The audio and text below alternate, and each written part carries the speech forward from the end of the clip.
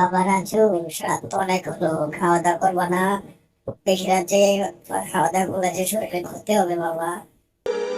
এই তো মা, আর দুটো অঙ্ক আছে শুধু, তারপর খেয়ে দিয়ে ঘুমিয়ে পড়বো। তুমি কোনো টেনশন করো না, তোমার অনেক কষ্ট হয় না মা?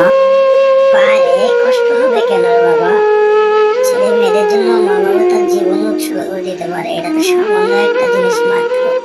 সারাদিন সাহেবদের বাসায় কাজ করো, আবার রাত্রে ঠোকা বানাও, এটা কষ্ট হয় না? আমি বুঝি না মনে করেছো, তাই না? তুমি আমার জন্য কত কষ্ট করো। এই তো কটা দিন, তারপর তো আমার সুখ আর সুখ।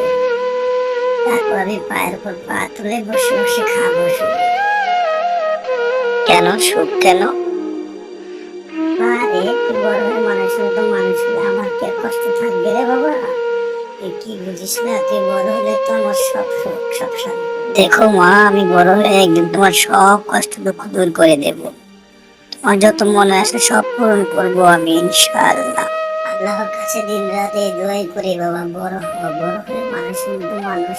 অনেক কথা হয়েছে, খাওয়া দাওয়া করে ঘুমাও বাবা, রাত অনেক হয়েছে।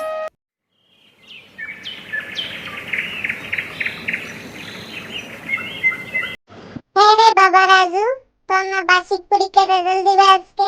কেমন হবে রে পরীক্ষা? পরীক্ষার রেজাল্ট ভালো তো হবেই মা, আমি তোমাকে বলছি। আমি সব প্রশ্নের উত্তর দিয়েছি এবং সবগুলো সুন্দরভাবে দেখে দেখে লিখেছি, একটা প্রশ্নও ছাড়িনি।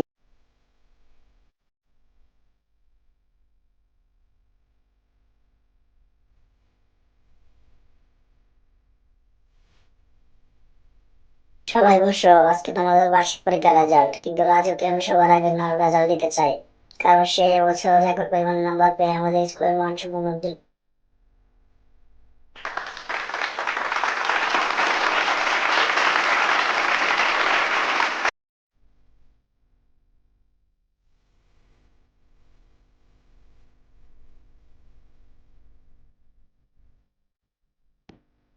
মা মা, আমি পরীক্ষায় ফার্স্ট হয়েছি, আমি খুব ভালো নম্বর পেয়ে পরীক্ষায় ফার্স্ট হয়েছি মা। দোয়া করি বাবা, বড় হও, বড় হয়ে মানুষ মতো মানুষ হও।